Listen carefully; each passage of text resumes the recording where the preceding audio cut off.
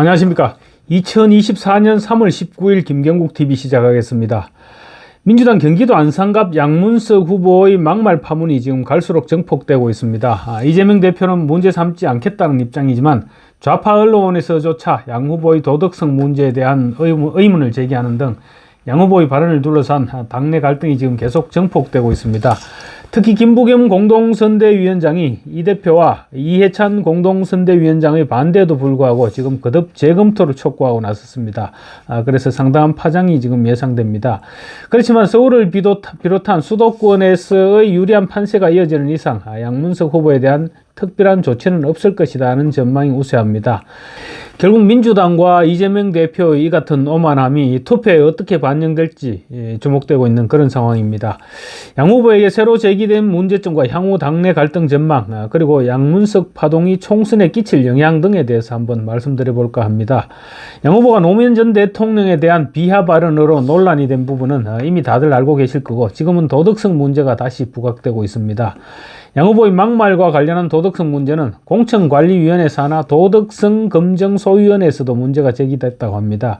그래서 소위원회에서 빵점 처리하기로 했는데 전체 회의에서 이 부분에 대한 논의 없이 전해철 의원과의 경선을 진행하기로 결정을 해버렸다, 이런 주장이 제기됐습니다.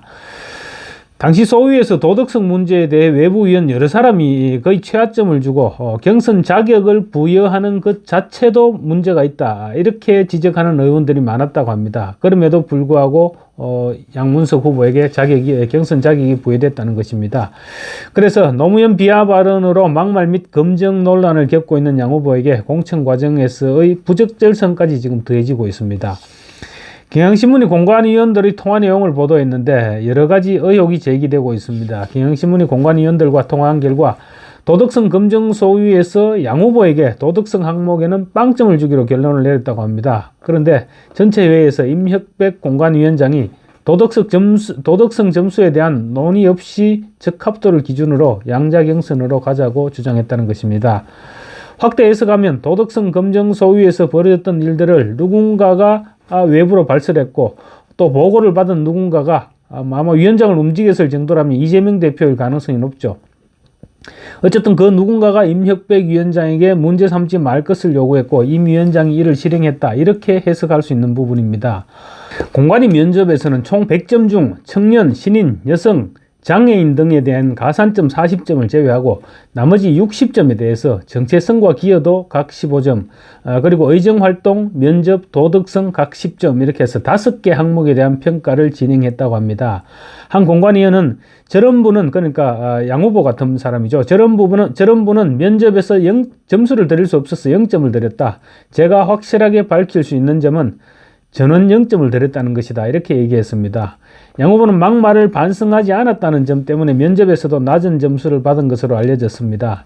양 후보는 작년 6월에 수박의 뿌리요 줄기요 수박 그 자체인 전해철과 싸우러 간다, 이러면서 안산갑으로 통영에서 안산갑으로 지역구를 옮겼습니다. 그 말을 했다가 지난해 11월에 당원 자격 정지 3개월의 징계를 받았는데 사실은 유명무실한 징계였죠. 양 후보는 이 부분에 대한 지적에 대해서 동물 이야기를 한 것도 아니고 식물 이야기를 했는데 무슨 문제가 있느냐고 반발했던 것으로 알려졌습니다. 양 후보는 또 면접 과정에서도 헤이트 스피치에 문제가 있다는 면접위원들의 지적에 대꾸를 하면서 목소리까지 높였던 것으로 전해졌습니다. 보통 면접장에서는 면접위원들에게 고분고분해지는 게 상식이죠. 그런데 양 후보는 아마 뭔가 뒤에 믿는 구석이 있지 않았나, 이렇게 생각할 수밖에 없는 그런 행동을 보였던 것입니다. 도덕성 검증 소위의 빵점 의견이 묵살됐고 면접위원들에게 큰 소리를 쳤음에도 불구하고 결국 경선에 올라가서 당선까지 된 것을 보면 누군가가 뒤를 봐주고 있지 않았겠느냐, 그런 것이 합리적인 의심이죠. 그리고 그 배우가 이재명 대표가 아니었겠느냐, 이런 추측도 가능한 부분입니다. 이를 놓고 홍익표 원내대표는 어제 SBS 라디오에서 공관위에서 논란 끝에 그냥 통과가 됐고 임혁백 위원장에게도 일부 책임이 있다라고 주장했습니다. 도덕성 문제에 대한 거론입니다. 그러자 임정 공관위원장은 양문석 후보를 공천 결정할 때 상황은 별게 아닌데 공관위에서 마치 무슨 큰 잘못을 했던 것처럼 비춰지는 것은 바람직하지 않다고 생각한다면서 홍 원내대표 발언을 반박하고 나섰습니다. 양 후보는 또 지금까지 알려진 대로 친문계들을 향한 뭐 수박, 바퀴벌레, 고름 이런 멸칭을 반복적으로 해왔을 뿐만 아니라 여기에다 노무현 비하 발언, 즉 노무현 씨는 불량품 이런 얘기 때문에 지금 논란이 됐었죠. 또 거기에다가 한미 FTA 체결과 관련해서 매국노는 매국노로 불려야 한다. 이런 칼럼을 기고했습니다. 그 칼럼에서 양 후보는 당시 스페인을 국빈 방문 중이던 노무현 전 대통령을 향해서 가면선 미국인이 한국인 행세하는 것을 폭로하고 그들이 더 이상 한국 땅을 밟지 못하도록 공항을 폐쇄하고 쫓아내야 할 것이다. 이렇게 주장한 사실도 드러났습니다. 또 작년에는 윤석열 대통령이 북한 도발과 관련한 언급에 대해서 당신과 당신 주변이 죽지 않았으니 당신 혀 꼴리는 대로 내뱉는 것 같다. 당신을 찍었던 이찍, 여기서도 이찍이 나옵니다. 이찍들마저 인질이 되고 볼모가 돼도 언제든지 죽어 나자빠져도 당신과 당신 주변만 안전하게 전쟁 불사 운운하니 변망덕 견부지자라 참 그런 얘기도 표현되었습니다. 견부지자라 당신을 욕하는 것이라고 막말을 서슴지 않았습니다. 그러다 보니 김부겸 공동선대위원장과의 불협화음이 따르고 있습니다. 양 후보에게 직접 결자 해지를 요구해서나 거절당한 김부겸 전 총리는 이재명 대표에게 계속 양 후보에 대한 조치를 요구하고 있습니다. 그렇지만 이 대표와 이해찬 전 대표는 사과를 했으니 후보직까지 사퇴시킬 정도는 아니다. 이렇게 일축하고 있습니다. 여기에다 유시민 전 노무현 재단 이사장도 가세했습니다. 돌아가시고 안 계신 노 대통령을 애달파하지 말고 살아있는 당대표에게나 좀 잘해라. 이러면서 이재명 체제에 힘을 실었습니다. 이해찬 전 총리나 사실 유시민 전 이사장의 경우 노무현 전 대통령으로부터 책임 총리 그리고 뭐 장관 이렇게 상당한 혜택을 받았던 사람들이죠. 그럼에도 불구하고 지금은 이제 완전히 이재명 대표에게 착 달라붙어 있는 것입니다. 이에 대해 김 전 총리와 친문계들은 여전히 반발하고 있습니다. 양문석 후보에게 경선에서 패배한 이후 지금까지 침묵을 지켜오던 전해철 의원은 양 후보의 발언은 빈도와 수위, 내용에서 용납할 수 있는 범위를 벗어난 것이다. 노 전 대통령을 모욕하고 조롱하는 발언에 분노와 깊은 슬픔을 느낀다. 노무현 정신은 당의 뿌리이자 지켜져야 할 정체성의 근간이라고 목소리를 높였습니다. 김부겸 전 총리는 어제까지도 당의 재검증을 요청했으니 좀 더 기다려달라 이렇게 지금 말하고 있는 상태입니다. 노무현 재단 현 이사장인 정세균 전 총리도 노무현에 대한 모욕과 조롱을 묵과할 수 없다 이렇게 얘기하면서 양 후보에 대한 공천 철회를 지금 요구하고 있는 중입니다. 그렇지만 이재명 대표는 여전합니다. 지나쳤다, 사과를 해야 된다. 그렇지만 그 이상의 책임을 물을 것인지는 국민들께서 판단할 것이라고 말했습니다. 총선을 통해 심판을 받자는 것입니다. 이 부분에 대해서 기자들의 질문이 이어지자 양문석 이야기는 이제 그만하시라 라면서 자리를 피해버리기도 했습니다. 양 후보를 끝까지 안고 가겠다는 것이죠. 이재명 대표가 끝까지 양 후보를 안고 가겠다는 결심을 한 것으로 보이는데 그럴 경우 김부겸 전 총리나 친문계 의원들이 사실상 뭐 어떻게 해볼 도리가 없습니다. 김 전 총리는 공천 초반에 이재명 사당화에 대해서 강력하게 경고를 했죠.